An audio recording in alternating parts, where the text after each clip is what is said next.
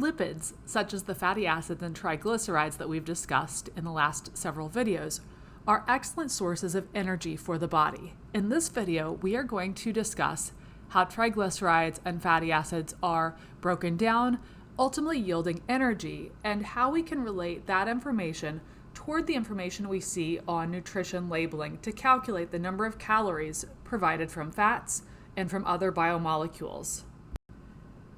In prior videos, we looked at triglycerides as a major source of fats within the body.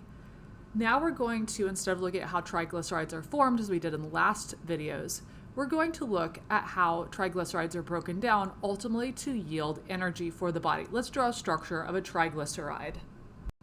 So we're reminded here of the structure of our triglyceride, where we have our three ester groups linked. And the portion of this molecule in black is the part that was derived from the alcohol glycerol. The acyl groups here were derived from the fatty acid precursor in the reaction that yielded the triglyceride. Now, during the metabolism of triglycerides to ultimately convert that into a great source of energy, what happens first is a so-called hydrolysis reaction. Hydrolysis by definition means to react with water or use water to lyse the molecule. By lyse, we mean break. And specifically, what's going to break from this molecule is going to be the bond between the carbonyl and the oxygen. Right here, our weak link in each of these three positions. By breaking that bond with water, what will happen is that we will create as the products glycerol, which is our 3-carbon triol. In addition to creating glycerol as one of our major organic products, the other organic product will be the fatty acid, resulting from that acyl group, that's our carbonyl bonded to the R group. And on the left side of this now, we would have derived from water a hydroxy group to make a fatty acid, having that COOH group now with each of these three fatty acids derived from our starting triglyceride structure. And in each of these, the three R groups could be identical. That would make them homo. If they are different, they would be described as hetero.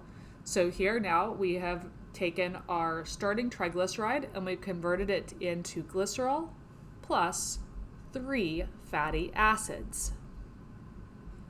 Now the glycerol is available to react again in the opposite direction to pick up different fatty acids to go back in the reverse direction of esterification.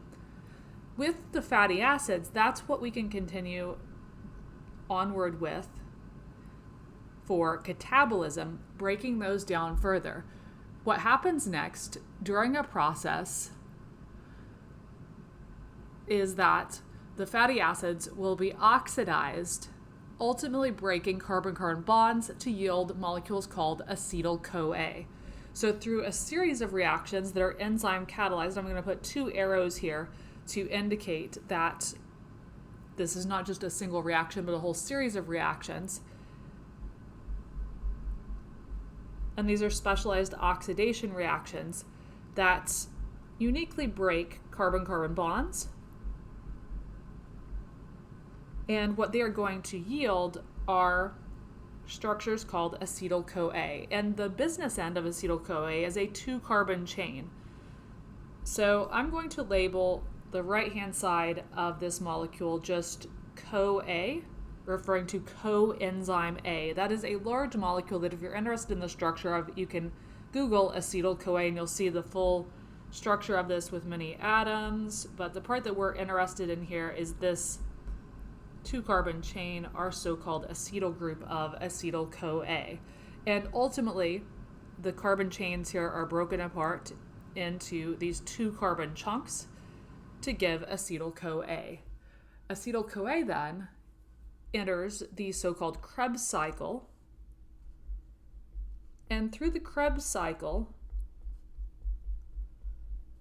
we generate energy in the form of ATP, adenosine triphosphate, that is useful for coupling with a variety of chemical reactions, providing the energy needed to allow the cell to function.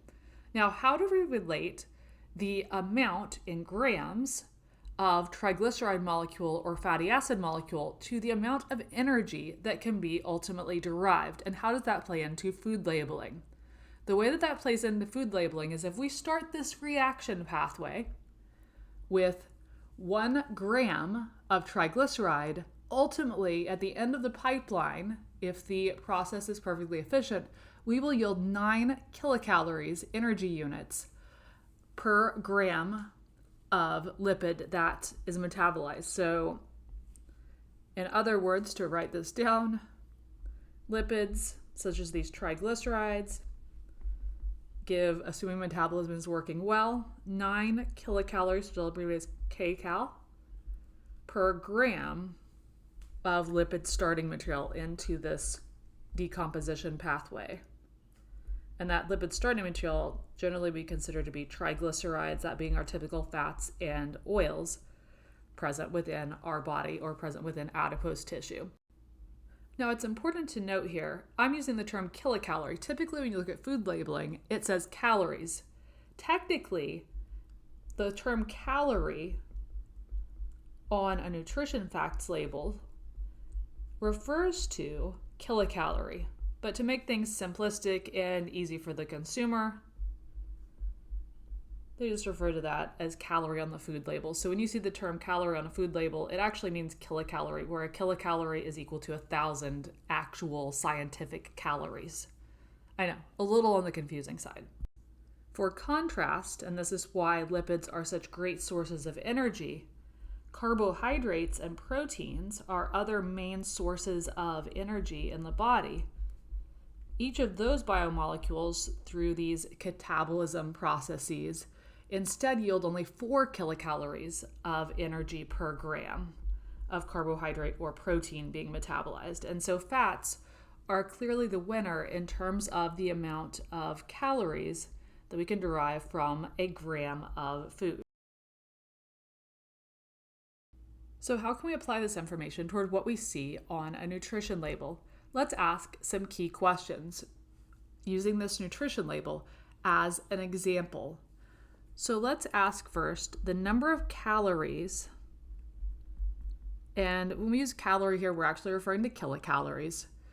The number of calories from fat or lipids present within a serving.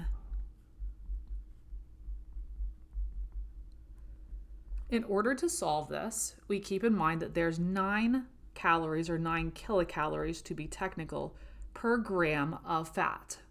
So if there's 9 kilocalories per gram, then we multiply that by the number of grams of fat within this serving size, finding that on the food label, the total amount of fat is 7 grams per serving. Hence, we would fill in here the number 7, because there's 7 grams of fat per serving. 9 times 7 makes 63 kilocalories in total from fat. Now, how does this relate to the total number of calories present of 250 listed here? Well, we take the amount of calories from fat and we tally it up with the amount of calories derived from carbohydrates and the amount of calories derived finally from our protein molecules within that. So keeping in mind that our carbohydrates contribute 4 kilocalories per gram, and we had a total of 30 grams of carbohydrates, so we take that times 30 grams of carbs. 30 times 4 is 120, so I'll fill in 120 kilocalories from carbohydrates in this serving size. And then finally, from proteins, we had 5 grams of protein per serving. Proteins also contribute 4 kilocalories, same as carbohydrates. So 4 kilocalories per gram times 5 grams of protein. Taking 4 times 5 gives us 20 kilocalories from protein. And then if we add up the number of calories derived from fat, carbohydrates, and proteins, that should equal close to the total number of calories per serving, which was listed as 250. So adding this up, 120 plus 63 plus 20 would give us a grand total number of calories of 203 calories per serving. Now, why is this number of 203 not the same as the total of 250?